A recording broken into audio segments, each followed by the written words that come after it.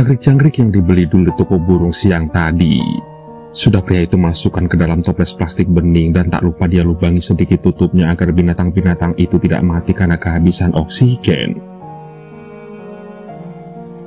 Kail pancing pun sudah dulu siapkan terikat di sepeda ontel tua peninggalan almarhum ayahnya. Seperti hari Minggu sebelumnya, sehabis maghrib Dul melakukan rutinitas memancing ikan di sungai kecil yang terletak di perbatasan desa tak jauh dari rumah pria bermata tajam itu.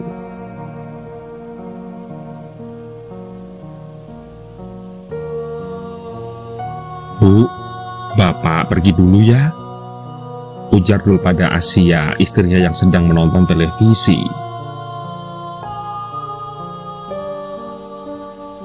"Iya Pak, hati-hati. Semoga dapat banyak ikan kali ini ya Pak. Kan lumayan. Besok Ibu bisa masak ikan pindang nanas kesukaan Bapak," jawab Asia bersemangat sambil mencium tangan suaminya. "Iya Bu, doakan saja. Assalamualaikum." Dul pun pamit pergi. "Waalaikumsalam," jawab Asia sambil berdiri di ambang pintu mengantar kepergian Dul. Dul mengayuh sepeda ontel dengan kecepatan sedang. Dan sebelum sampai di tujuan, Dul ingin mampir dulu ke rumah Saman temannya, karena teringat janji mereka minggu lalu. "Pak Dul, kalau minggu besok mau mancing lagi, samperin saya ya," pinta Saman kala itu saat mereka berpisah di jalanan. "Baik Pak Saman, seperti biasa selepas maghrib ya," jawab Dul waktu itu. Saman adalah duda sebatang kara. Istrinya meninggal 10 tahun yang lalu karena DBD. Mereka tidak mempunyai anak, dan selama ini sepertinya Saman masih betah melajang. Itu kenapa dia hidup sendiri hingga sekarang. Rumah Saman berjarak 300 meter dari rumah Dul. Rumah sederhana dengan halaman cukup luas yang ditanami banyak sayur dan tanaman bermanfaat.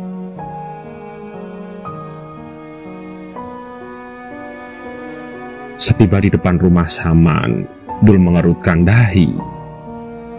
Tidak biasanya pekarangan rumah Saman ditumbuhi rumput liar. Biasanya, pria pendiam itu tidak pernah membiarkan tanamannya berbau dengan rumput liar mengganggu.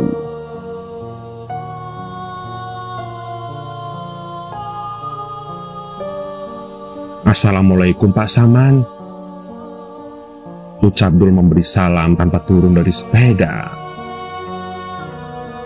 Tapi tak ada jawaban Saman dari arah rumah. "Assalamualaikum Pak Saman." Sekali lagi Dul mengucap salam. Dul melihat rumah Saman sepi. Dan meski Dul telah memberi salam berkali-kali, tapi tidak juga ada jawaban. Mungkin Saman sudah pergi duluan ke sungai, pikir Dul. Pria itu lantas memutuskan untuk lebih baik segera menyusul ke sungai saja. Dan Dul pun kembali mengayuh sepeda ontelnya. Suasana malam ini terlalu tenang, bahkan terkesan senyap berbeda dari biasanya. Bahkan binatang malam seperti tertidur dan tidak mengeluarkan suara sedikit pun. Hanya anjing kampung yang terdengar melolong sendu dari kampung sebelah. Benar saja, Dul melihat sosok Saman telah duduk seorang diri di pinggiran sungai, tepatnya di bawah pohon jati favorit mereka berdua. Di sana ada sebuah amben-amben yang terbuat dari bambu, tempat yang pas dan nyaman untuk bersantai sambil menunggu ikan-ikan yang terjerat umpan kail yang mereka pasang.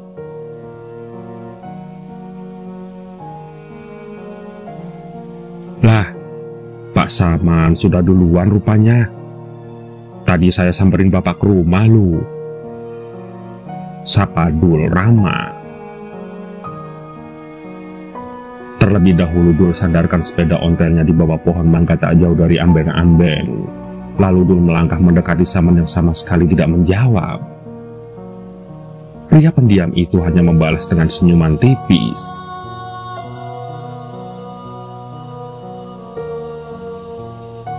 Dul bergegas memasang umpan ke mata pancing dan melemparkannya ke tengah sungai. Lalu kembali Dul menatap Saman lagi.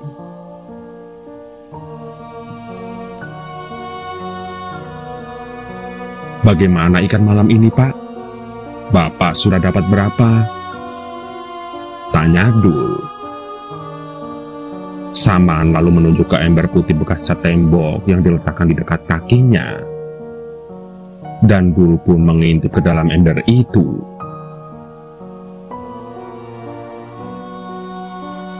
"Wah, lumayan banyak ya, Pak. Semoga saya bisa dapat ikan sebanyak hasil tangkapan Pak Saman," ujar Dul bersemangat, namun Saman hanya mengangguk-anggukkan kepalanya saja. Dul merasa sedikit aneh. Tidak biasanya Saman pendiam sekali seperti sekarang. Memang pria itu terkenal pendiam, tetapi ketika bersama Dul, Saman sesekali bercerita tentang apa saja. Tentang tanamannya yang mati diserang hama, atau kucing tetangga yang buang hajat di halaman rumahnya. Sebab merasa heran, Dul pun kembali bertanya, "Pak Saman lagi tidak enak badan ya?" tanya Dul. Lagi-lagi Saman hanya menggeleng. Pria itu menoleh sedikit ke Dul sehingga membuat Dul melihat segumpalan kapas yang tersumpal di hidung kiri Saman.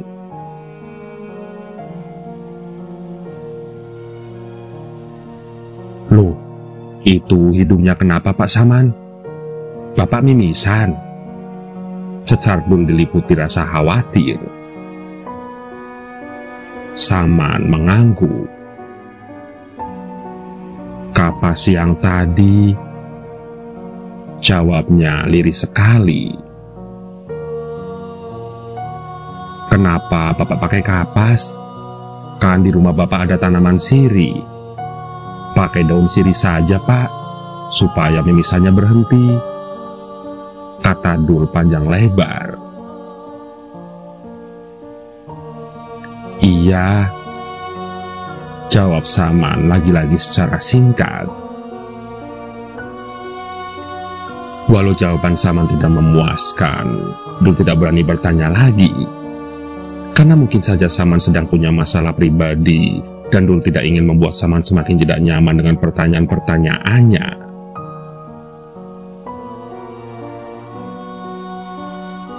Setelah waktu menunjukkan pukul 10 malam, Dul mengajak Saman pulang.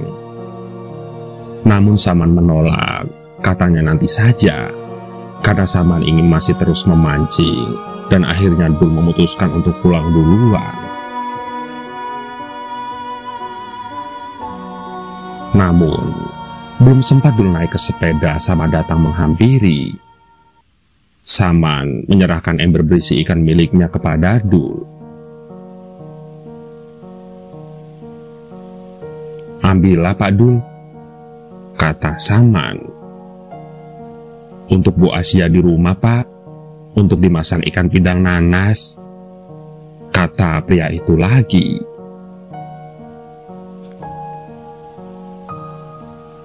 "Wah, terima kasih Pak Saman. Apa nggak apa-apa ikannya buat saya?" tanya Dul. Saman tersenyum. "Gak apa-apa, Pak. Saya masih bisa tangkap lagi yang lebih banyak," jawab pria itu sambil kembali duduk di amben tepian sungai.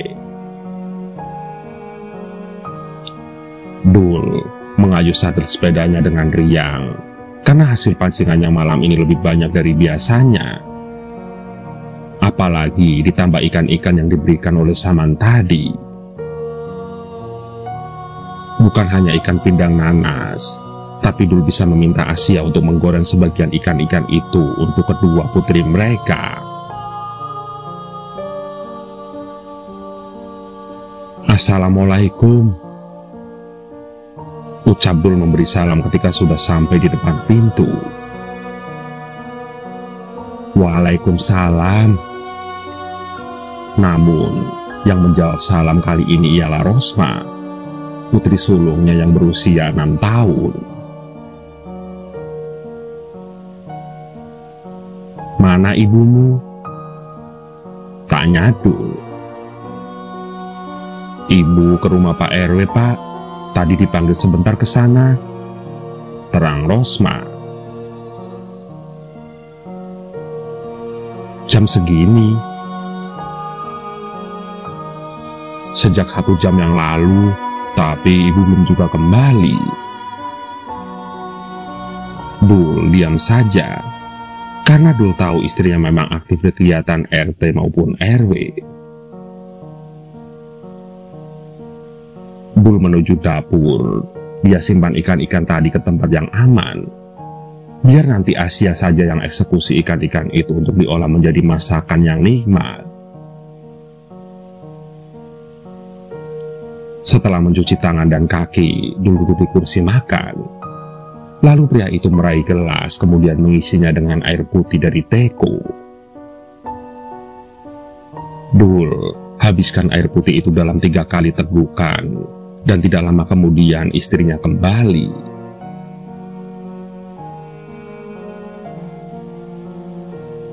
"Ada acara apa, Bu, di kantor RW?" tanya Dul yang tidak bisa menahan rasa penasarannya.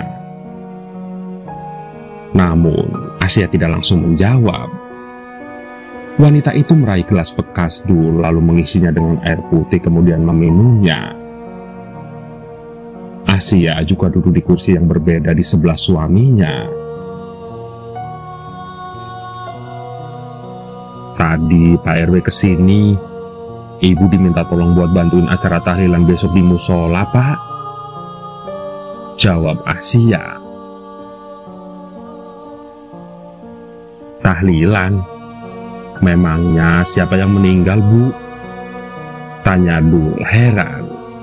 Sebab sedari sore dia tidak mendengar pengumuman apapun dari musola kampung.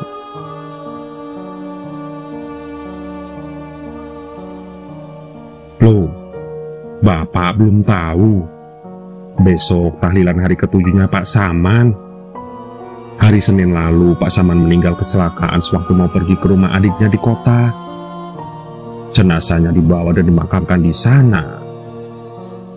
Dan sore tadi adiknya Pak Saman baru sempat kasih kabar ke Pak RW," terang Asia lagi.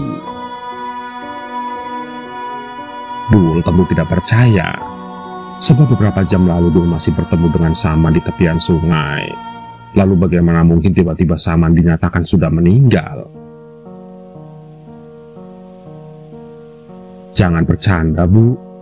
Bapak tadi mancing bareng Pak Saman kok. Sini, kalau ibu tidak percaya, Bapak dikasih ikan yang banyak oleh Pak Saman."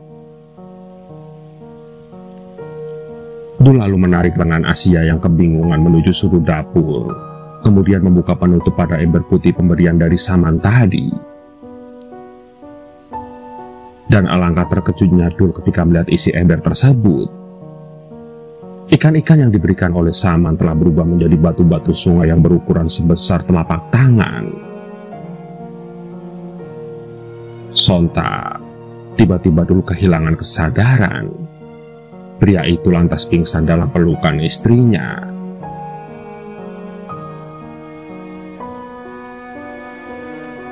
Begitulah. Itu adalah cerita Dul saat pergi memancing di tepian sungai di dekat kampungnya. Entah ini menjadi pengalaman sedih atau malah menyeramkan, mengingat Pak Saman adalah teman baiknya Dul semasa hidupnya.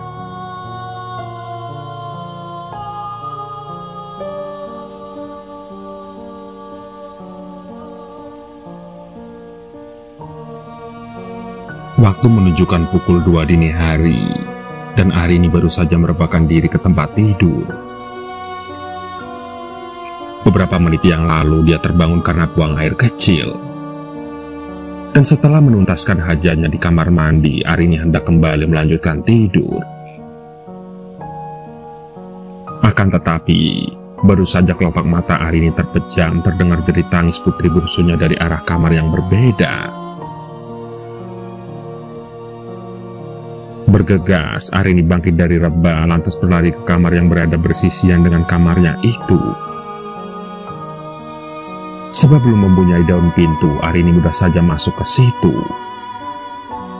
Namun seperti kebiasaan keluarga, setiap tidur lampu selalu dipadamkan. Arini lantas meraba tembok tergesa-gesa untuk mencari keberadaan saklar lampu.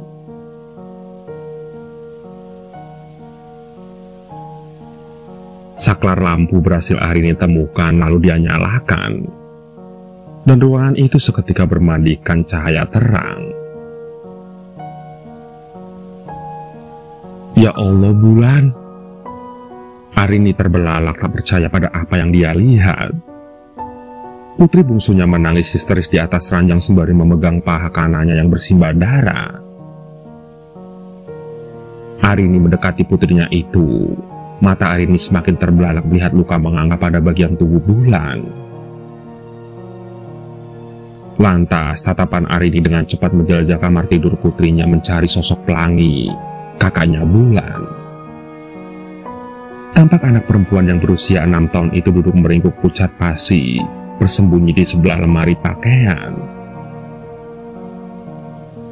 Bergegas Arini menyambar handuk bersih yang tersampir di belakang pintu. Dia kembali menghampiri Bulan, lalu meletakkan handuk tadi ke atas luka robek di paha Bulan yang seperti bekas gigitan. Hal ini merupakan usaha untuk meminimalkan aliran darah yang mengalir cukup deras dari luka yang menganga, agar Bulan tidak kehabisan darah.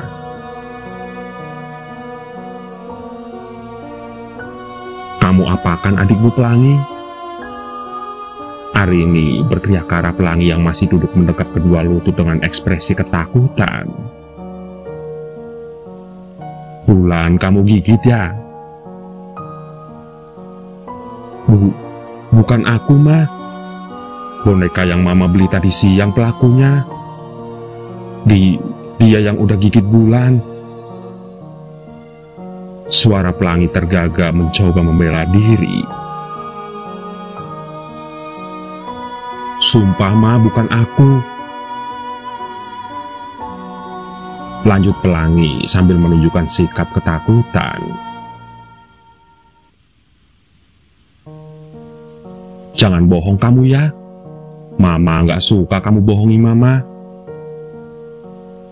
Nada suara Arini meninggi, terbalut panik dan emosi yang hinggap karena melihat kondisi luka yang ternyata cukup parah pada bahu Bulan. Sumpah, ma, bukan aku. Kali ini Pelangi menangis karena bentakan ibunya. Masih terpatri jelas dalam ingatan Pelangi peristiwa di luar nalar yang baru saja dia alami beberapa menit yang lalu. Beberapa menit yang lalu, Pelangi terbangun dari tidurnya karena bocah itu merasa tidak nyaman sebab seperti yang dia tiduri basah terkena ompelnya sendiri. Sembari menahan rasa kantuk, dia menggapai selimut tebal yang terjatuh di sisi ranjang. Lalu, selimut itu dia pakai untuk menutupi bekas ompolnya tadi. Pelangi berharap menjelang pagi basah karena ombol itu bisa kering dengan sendirinya sebelum ibunya tahu. Pelangi tidak ingin dimarahi.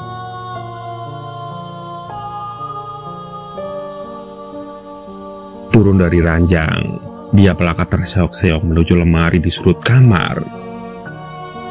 Dan saat jemarinya terjulur hendak menyentuh pintu lemari, perhatiannya tertuju pada boneka cantik bermata biru pemberian ibunya tadi siang yang berada di atas lemari tersebut.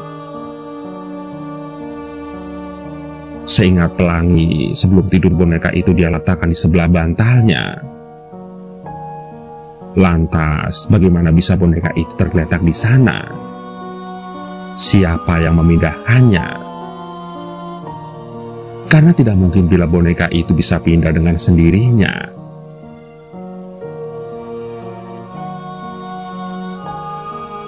Ketika tangan pelangi akan menggapai, tiba-tiba kepala boneka bergerak menatap tajam ke arah pelangi dengan seringai seram. Sontak, pelangi terkejut jatuh hingga terduduk. Dan dalam hitungan detik, boneka itu meloncat ke arah bulan yang sedang tertidur pulas.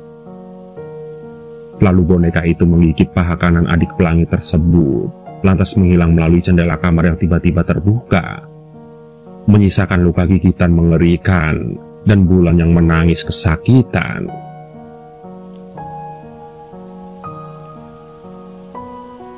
"Begitu ceritanya, Ma," kata pelangi setelah menyelesaikan ceritanya tadi.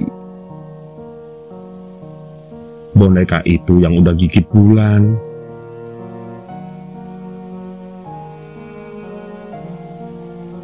Bukannya percaya, Arini malah terpancing emosi. "Bohong kamu ya? Mama tidak pernah mengajari kamu untuk berbohong." Arini tata bulan yang masih saja menangis. "Kita pergi ke dokter sekarang ya, Nak. Mama ganti baju dulu. Bulan pegang ini, jangan dilepas ya." Bulan nurut. Dia pun memegang handuk yang menahan aliran darah pada pahanya, masih sambil menangis. Arini bergegas ke kamar lantas mengganti baju. Tak lupa dia membawa tas lempang yang berisi dompet. Dan dalam sekali raup, dia gendong tubuh bulan. "Kamu jaga rumah. Mama mau bawa adik kamu ke dokter yang masih buka," perintah Arini pada pelangi. Akan tetapi, pelangi malah menangis ketakutan. "Gak mau, Ma. Aku ikut saja. Aku takut sendirian di rumah," rengeknya. "Berhentilah berhayal, Pelangi. Kalau kamu terus kayak begini, Mama bakal kunci kamu sendirian di kamar," bentak Arini. Bentakan Arini tersebut lantas membuat Pelangi menciut. Dan sebelum ibunya pergi meninggalkan rumah, gadis kecil itu bersembunyi di dalam lemari dan menutup daun pintunya rapat-rapat. Pelangi tidak mau sampai boneka yang menggigit adiknya tadi berhasil menemukannya.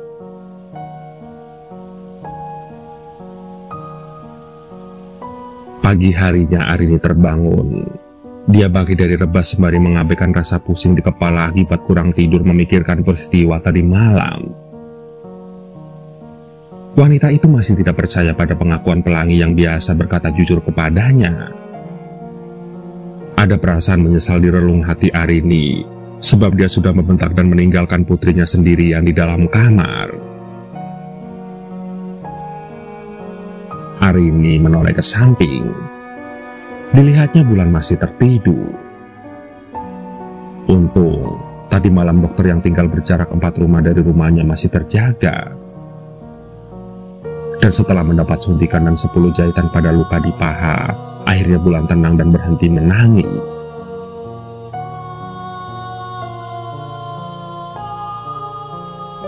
Menghembuskan napas, Arini berjalan menuju kamar tempat Pelangi berada. Putrinya itu juga masih tertidur meringkung dengan mata yang bengkak. Pastilah dia terlelap setelah capek menangis sepanjang subuh.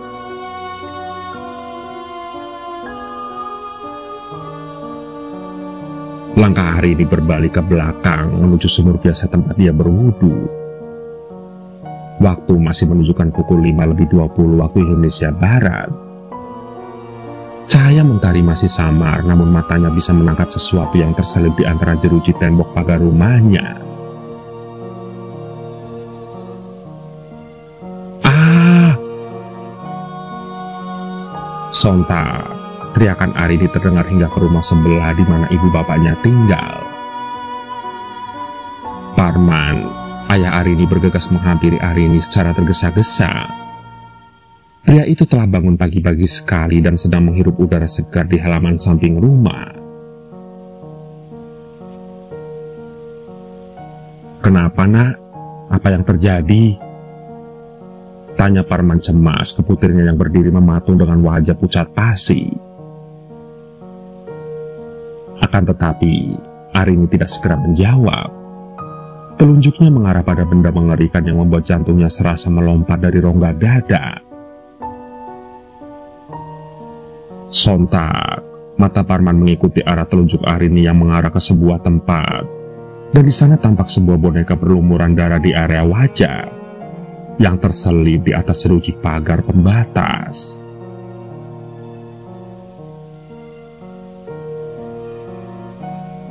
"Astagfirullahaladzim," refleks Parman yang terkejut bukan kepalang.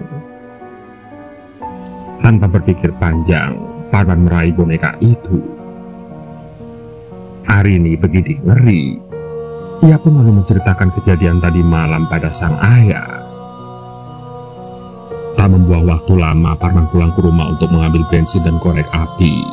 Dan setelah menggali lubang yang cukup dalam, Parman melempar boneka itu ke sana, menyiramkan bensin, dan membakar habis benda itu hingga tidak ada yang tersisa.